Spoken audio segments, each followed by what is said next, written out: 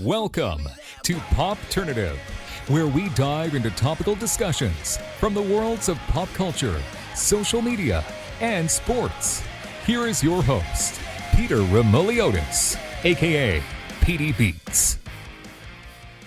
PD Beats here from Popternative, speaking to Jesse Camacho about season 3 of Locke and Key, which recently debuted worldwide on Netflix. He, of course, also is the host of On Set with Jesse Camacho with Jesse Camacho. Welcome back to the show, man. It's good to see you.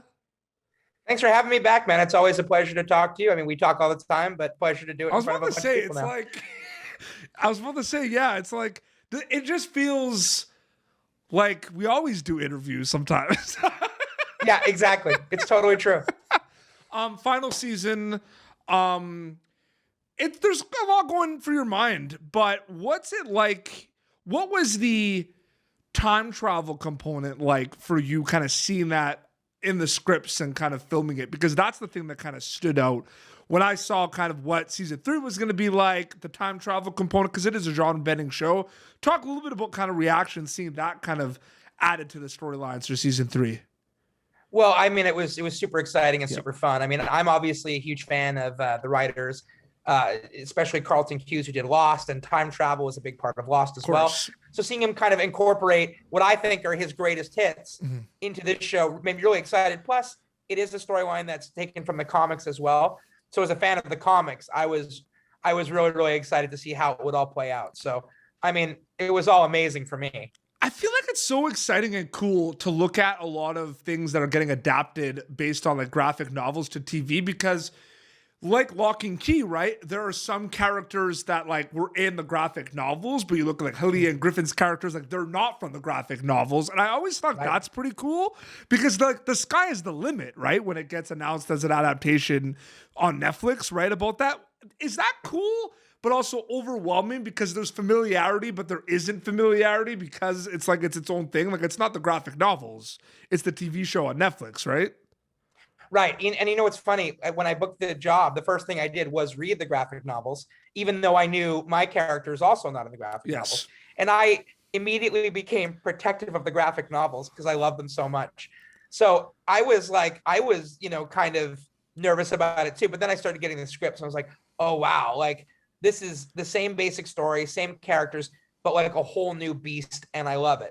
Yeah. So yeah, it was an interesting line for them to tell, but I thought they did a really, really good job of it. And some of my favorite characters on the show were ones that weren't in the graphic novel.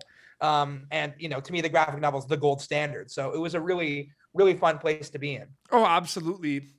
I think the genre-bending component of Locke and Key is what I think made it very popular around the world. Are we onto something there? I think there's a lot of things people love about it, but that's something that stands out. Yeah, and not only that, just the fact that it's accessible to so many age groups. You know, you can watch this as a kid, you can watch this as a grandparent or even older, and I think you'll find something in it. Excuse me. And I think that's really a testament to the writers and the showrunners that they were able to, as you say, kind of do genre bending things, but also demographic bending things. You know, it's like there are things that are a little too intense for kids while also still sort of being accessible for them. It's kind of a magic trick that they pulled off. Doug Brazile is part of the Savini squad. Doug Brazile loves film, has a passion for film. Jess Camacho has a passion for film. That obviously was something that was always probably on the back of your mind when you were reading about Doug Brazile and the Savini squad, that it was kind of cool because you could relate to it because you also have, for people that know you, a big passion for film and cinema. Mm-hmm. Yeah, definitely. And, when I remember when I got that breakdown, it was one of those times as an actor, you get it, you're like, oh my God, I get this. Like, I get this guy. Can't guarantee I'm going to get the part. There's way too many factors there. But, my sister had gotten me a Pennywise the Clown t-shirt. So I put that on.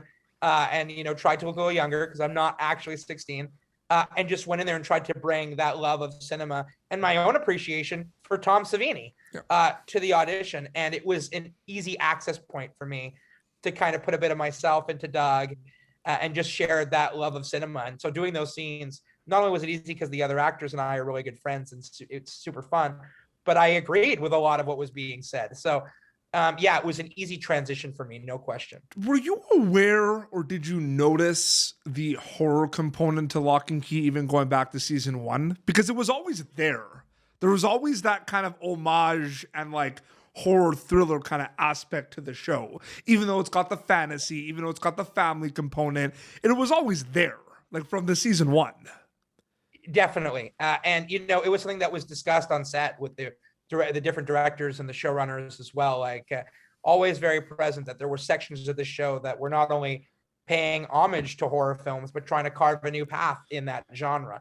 And again, we were talking about genre bending. That's like another big one. I would say horror is a very, very present factor. And in this latest season, Kevin Durant's character is terrifying. Like that's kind of all part of it, and stuff that Bodhi goes through without, giving away any spoilers. It's got like there's like monster components to that character, if you think about it. Definitely. Absolutely. And that's something that man does exceptionally well. And I mean, both of them. And I think people are going to have a lot of fun, especially horror nerds, because I think this season really delves into that a little bit. You mentioned kind of the access to many demographics and a lot of people, and I know I've talked to you about this before, like a lot of families I know like watch Locke and Key. Like it's one of those shows like Locke and Key, Cobra Kai. These are shows like their whole family watches together, right? Yes. The global component will never not be scary. The fact that like it drops to so many countries around the world instantly. Mm-hmm. Does the quickness freak you out as well? Like how fast it is? Like you wake up this morning and because of different time zones, there's many people that have seen it already. Yeah, it's pretty nuts, the new binging model. And I mean, I've been on the other side of it. Like when Stranger Things 4 came out, I'm a huge Stranger Things guy. I was done that entire season by like 11 a.m. like bang. And so to be on the flip side of that is really interesting. Like, because I shot it all and read all those scripts and was so involved in it, I'm of course watching the show, but I'm watching it at a bit of a slower pace, and people are already like, what a great ending. That was nuts when this happened. I'm like, oh, wow, you're already on episode 6. Like, that's amazing. So I love it, but yeah, it can be a little like, intense, but also really cool how passionate those fans are. Yeah, but it's like the time zones, right? Like there's people that are ahead of us, so you probably woke up this morning because it's officially out now, right? You probably woke up this morning and like probably saw some traction of people that are probably either finished watching it or like watching it now, and you probably didn't even have your breakfast yet. many people, yeah. And I'm already getting the whole like, oh, one more season. I'm like, well, that's not my pay grade. Yeah. But yeah, people race through it and they love it, and I'm so appreciative of that. You're acting on Locke and Key as Doug Brazile, part of the Savini squad. You also have a passion and interest for going behind the camera and writing. And, I've told you this, like you're a very good writer. Did you know that like you were going to go behind the camera and like write and do things like that and do like Crossroads and stuff? Or does it kind of just happen at this point? Because I know you always had a passion for acting. You started as a young age, your family's in the industry, but there's this shift with Jessica Camacho where you're getting interested in writing and creating things as well. Yeah, I think honestly that kind of goes back to the first time I watched the original Scream movie, which was, something that took like the slasher premise and kind of flipped it on its head in this like really meta way. It's like we can write to the audience, like almost speaking to the audience without breaking the fourth wall, even though they kind of were. And it was really fascinating to me. And it was always kind of interesting. Like I always loved, there were a couple times on Locke and Key where just for fun, I wrote like Savini scenes and stuff for the cast. And one time I sent it to Meredith. Like I just had a lot of fun doing that. But for me, I think what triggers it for me is like being inspired by a person or an idea. And, you're being very humble. You and I wrote Desolate together, a short horror thing that we worked on together. We did. And that was your idea that sparked something in me. And I was like, oh, I think we can. And we wrote it.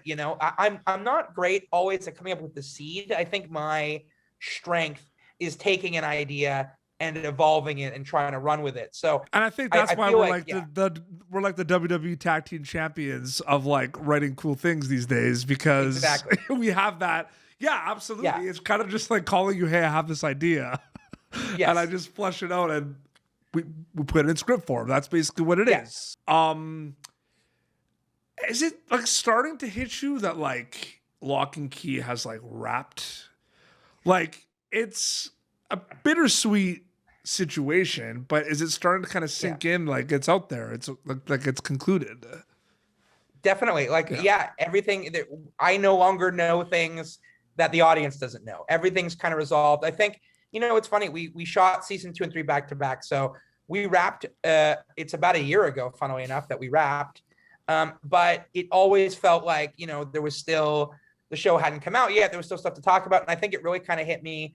I was in Los Angeles a couple of days ago. We had a nice premiere party at Carlton Cuse's house. You did, yep. And seeing everybody again and hearing that, you know, what they've been working on. And, you know, Amelia Jones has so deservedly taken the world by storm. And it's like, oh, wow, like this is over. And it was a beautiful bookend to the experience. And that's when it really kind of made me a little sad and nostalgic. Like, it's over, but at the same time, so happy that it happened. And it ends so wonderfully that, you know, you could always go back and mine for more. There's tons of possibilities in that world. But for now, it was fitting.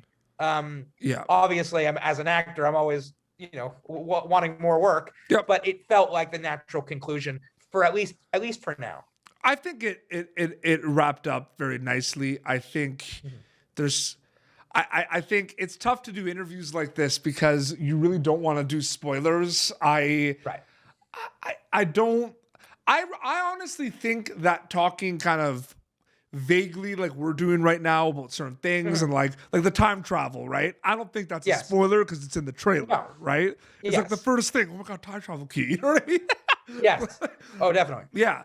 I really like that. I like that. Cool. I think you're like the Kevin Durant did a really good job. Like I love that. That was like a cool storyline. I really enjoyed it.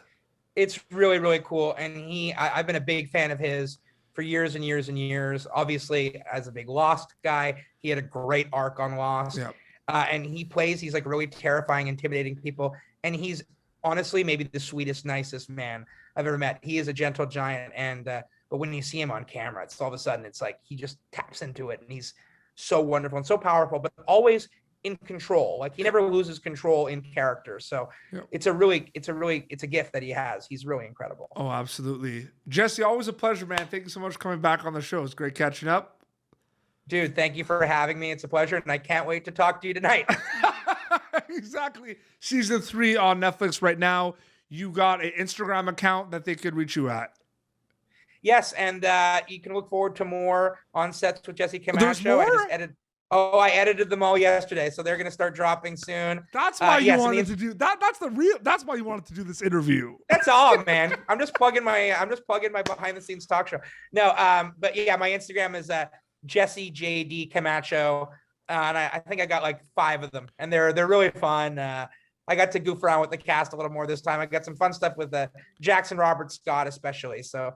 Check that out. I think you'll have a good laugh. Absolutely. Well, this has been Popternative, youtube.com/Popternative. Previous episodes. You're going to be able to catch Jesse Camacho as Doug Brazile from the Savini Squad in Season 3, the final season of Locke and Key, streaming now worldwide on Netflix. Until next time, this is Jesse Camacho and PD Beats signing off. Thank you for tuning in to Popternative. Make sure to check out our past episodes of Popternative on YouTube. Be sure to like Popternative on Facebook and follow us on Twitter. This has been an Autograph Communications production.